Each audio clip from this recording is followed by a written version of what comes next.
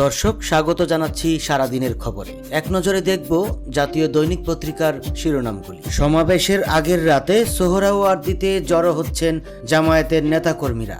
গোপালগঞ্জে কেন্দ্রীয় নেতাদের উপর হামলার প্রতিবাদে এনসিপির বিক্ষোভ সমাবেশ। বিএনপি ইস্যুতে জামায়াতকে যে পরামর্শ দিলেন গালিব। নির্বাচন পিছাতে সংস্কার বিচারের নামে এখনো ষড়যন্ত্র চলছে, আমিনুল হক। সরকারের কোলে একদল, কাঁধে আরেক দল, মির্জা আব্বাস।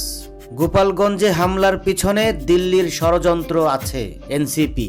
কিছু বিকৃত মস্তিষ্কের লোক ছাত্রদের দল গঠনের বুদ্ধি দিয়েছে, অলি আহমেদ। রাজধানীর সোহরাওয়ার্দী উদ্যানে প্রথমবারের মতো সমাবেশ করতে যাচ্ছে বাংলাদেশ জামায়াতে ইসলামী।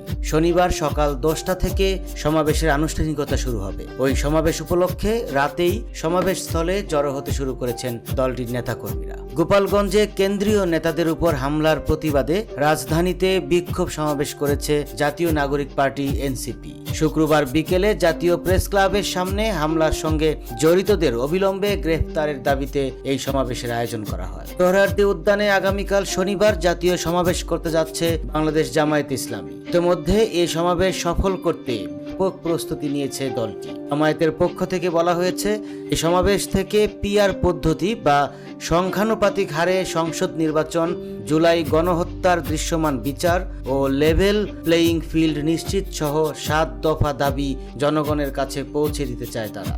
দেশের ভিতরে একটি মহল সংস্কার ও বিচারের নাম করে জাতীয় নির্বাচন চাতে চায় বলে অভিযোগ করেছেন বিএনপির কেন্দ্রীয় ক্রীড়া বিষয়ক সম্পাদক আমিনুল হক। অন্তর্বর্তী সরকার এক দলকে কোলে আরেক দলকে কাঁধে রেখেছে বলে মন্তব্য করেছেন বিএনপির স্থায়ী কমিটির সদস্য মির্জা আব্বাস। তিনি বলেছেন, এক দলকে কোলে করে রাখবেন, আরেক দলকে কাঁধে রাখবেন। বিএনপিকে নিশ্চিহ্ন করার প্রোগ্রাম করবেন না। আমরা আপনাদের সহযোগিতা করছি। দ্রুত নির্বাচন দিন, দেশে শান্তি ফিরবে। না দিলে আমরা ভাবব দেশকে অশান্ত করার প্রক্রিয়া আপনারাই করছেন দীর্ঘদিন ধরে।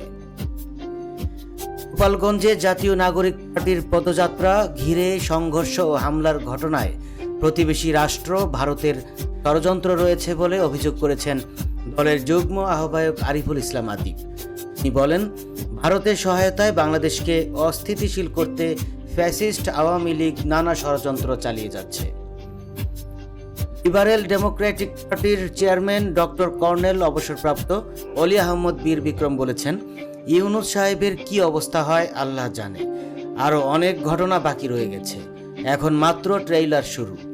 এখন শুধু অ্যাডভার্টাইজমেন্ট দেখাচ্ছে, টুথপেস্টের দেখাচ্ছে, স্নো পাউডারের দেখাচ্ছে।